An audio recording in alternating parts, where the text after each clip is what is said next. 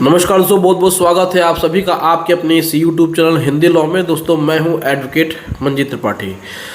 दोस्तों क्षमा चाहते हैं, बहुत दिनों के बाद आपसे मुलाकात हो रही है और आज की इस वीडियो में हम लोग बात करेंगे पत्नी के अधिकारों की। जी हाँ दोस्तों, आज हम लोग पत्नियों के अधिकारों की बात करेंगे,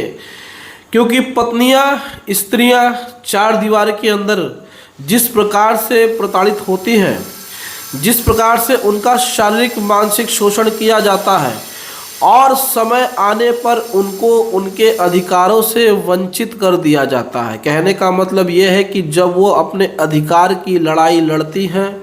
या अपने हक की लड़ाई के लिए आवाज़ उठाती हैं तो उनके अधिकारों और उनके आवाज़ों को दबा दिया जाता है। इस पुरुष सत्तात्मक समाज में कहीं न कहीं स्त्रियां उन चार दीवारियों के अंदर में ही दम घुट करके रह जाती हैं और जब वह कभी अपने अधिकार की लड़ाई के लिए आवाज़ उठाती हैं तो उनको बदनाम करने की कोशिश की जाती है। मामला कुछ यूँ है कि जब भी कोई पत्नी पढ़ी लिखी हुई होती है और जब वह अपने अधिकार की बात करती है तो यह पुरुष सत्तात्मक परिवार यानी कि जो समाज है वह इस बात को बर्दाश्त नहीं कर पाता है और फिर वह अपने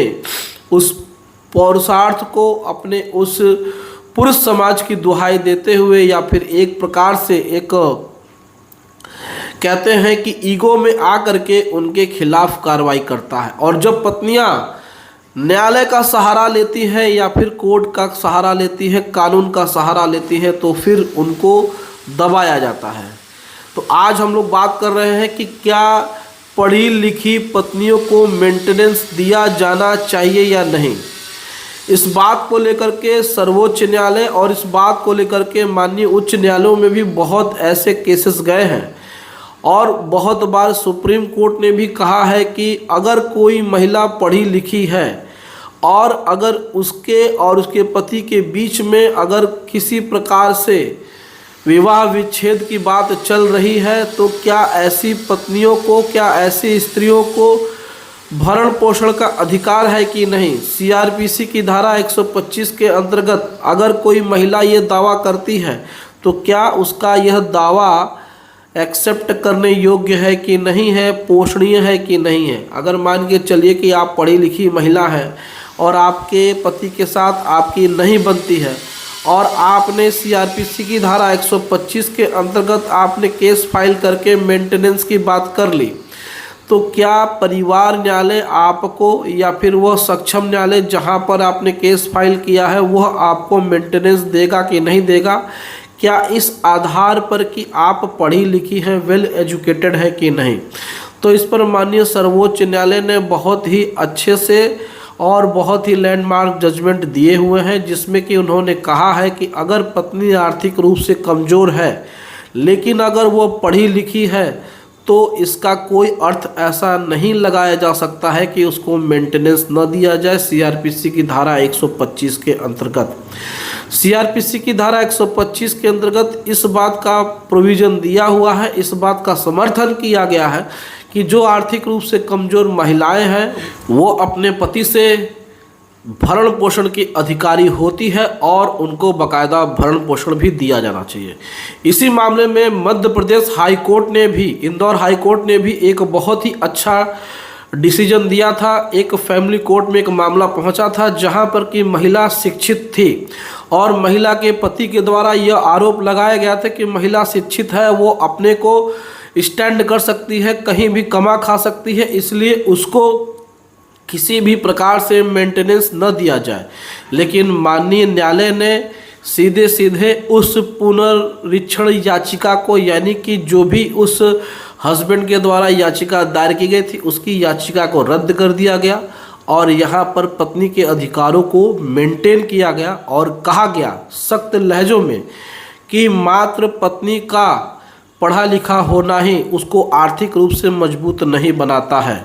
तो जब तक पत्नी कहीं भी आर्थिक रूप से मजबूत नहीं होती है, अगर वो नौकरी पेशा में पहले से नहीं है और वो पति के ऊपर डिपेंडेंट है, तो पति या फिर पति का जो भी संरक्षक है, परिवार है, उसको यानी उस महिला को वह आर्थिक रूप से मदद करे और इस केस के मामले में 9,000 रुपये प्रतिमाह देने का भी निर्देश दिया गया था। तो इन बातों का सार यही है, कंक्लूजन यही है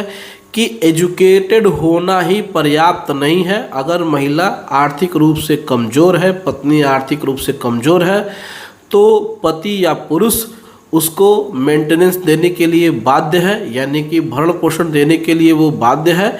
और वह इस जिम्मेदारी से नहीं बच सकता है। तो इस पर माननीय सर्वोच्च न्यायालय के भी बहुत सारे साइटेशंस हैं और बहुत सारे उच्च न्यायालयों ने भी अपने बहुत सारे निर्णयों में इस बात को गंभीरता से कहा है कि पत्नी का शिक्षित होना, उसके आर्थिक रूप से मजबूत होने का कोई भी पुष्टिकरण नहीं है जब तक कि पत्नी सरकारी नौकरी में या फिर किसी और एजुकेशन या फिर और किसी क्षेत्र में आर्थिक रूप से मजबूत नहीं है और वह पति के ऊपर डिपेंडेंट है, पति के परिवार के ऊपर डिपेंडेंट है, तो उसको भरण पोषण दिया जाना चाहिए। अगर ऐसा कोई नहीं करता है तो फिर वो सीआरपीसी की धारा 125 के अंतर्गत दिए गए प्रावधानों के अंतर्गत वह दंडनीय होगा और कोर्ट उसे जो भी जुर्माना या फिर जो भी मेंटेनेंस के लिए ऑर्डर करेगी उसको वो बाध्य होगा। तो इस प्रकार से आप अपने अधिकारों को जानिए। अगर आपके हस्बैंड या आपके हस्बैंड के फैमिली वाले अगर आपको किसी भी तरीके से प्रताड़ित करते हैं, किसी भी तरीके से परेशान करते हैं, तो आप अपने अधिकारों के लिए न्यायालय की शरण ले सकती हैं। आपको कोई भी डरने की ज़रूरत नहीं है, कोई भी परेशान होने की ज़रूरत नहीं है। महिला हेल्पलाइन पे आप कॉल करके खुद का बचाव कर सकती हैं। तो उम्मीद है दोस्तों वीडियो पसंद आई होगी। वीडियो अच्छी लगी हो तो वीडियो को लाइक और शेयर जरूर करें और हमारे चैनल को सब्सक्राइब करके सपोर्ट ज़रूर प्रदान करें।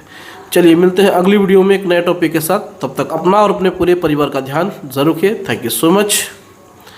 जय हिंद दोस्तों।